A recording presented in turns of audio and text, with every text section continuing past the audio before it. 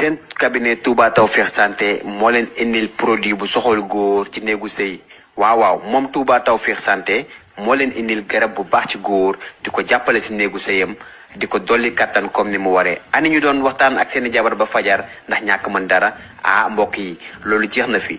gam kattan rek guddi gi dina neex rax ci dolli yow mi nga xam ne dangaa manqué maniw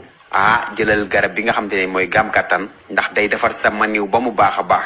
dolli ci la garab bii di gam kattan dafa baax ci hémorroïde ndax da koy traité ba mu set wecc ak Touba Tawfekh Santé sëy bu neex te dëgër moo di boroom dalailul xayraati yitteem lu dul ku ñëw mu faj aajaati. waaw ñu ngi ziar mbokk internet yi góor ak jigéen mag ak ndaw bëri ñu ñuy laaj lu leen dimbali ci luy saafara hémorroïde waaye li ñu njëkk a joxe conseil boo xam ne ci côté alimentation parce que nit ki boo ko waxee lu koy faj te xoo ko lu muy moytu tam du gaaw a wér ndax dañuy gis ñu bëree bëri dañuy wax ne fajoon nañ hémorroïde fu bëri duñ am résultat gis ñu bëri hémorroïde daf leen di jàpp ba rendre leen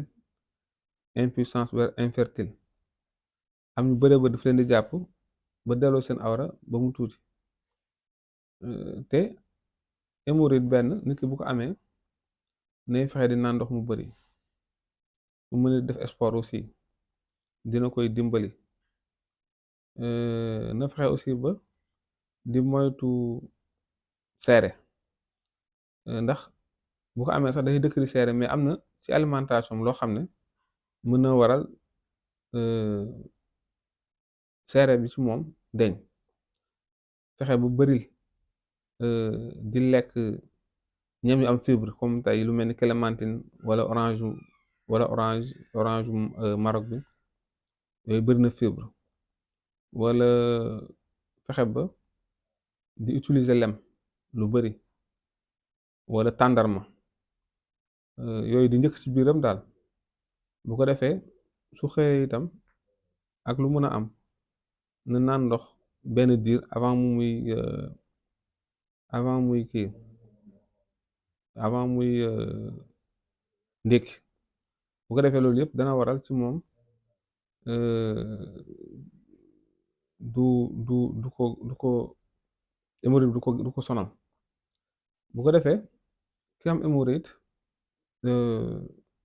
bokk na ci lu koy dimbali lu mel ni di def thé fenugré lu mel ni ki thé gingembre ak citron ak miel yooyu yëpp ay astuce la yoo xam ne baax na ci ki am hémorroïde mu soulager ko ak itam thé boobu mooy wax thé tisane thé gingembre citron ak miel ñu bëri aussi dañuy wax ne dañu am problème mu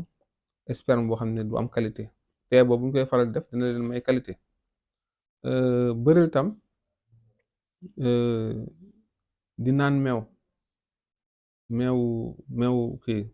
verge bi daal meew burdel ak yooyu dana tax nit ki du bëri lu muy constipé kon yooyu yëpp dana dimbali nit ki ba nga xam ne dina ko saafara dina ko jàppale dina ko soulager en même temps aussi dina waral aussi dootu am problème mu ndax fi ne bëri na ko am problème mu impuissance fekk ne constipation bëri moo koy def te constipation bëri dafay causer hémorroïde yooyu yëpp ay baaxee la ñu leen di baaxee ndax tey dañu ñëw uniquement pour waxtaan ci côté feebar yi nu nit ki di moytandikoo yenn feebar yi ak nu muy def ba yenn feebar yi saafaru kon dañ yemale foofu ba beneen jotaay incha allah ñu indiwaat yeneen moo di boroom.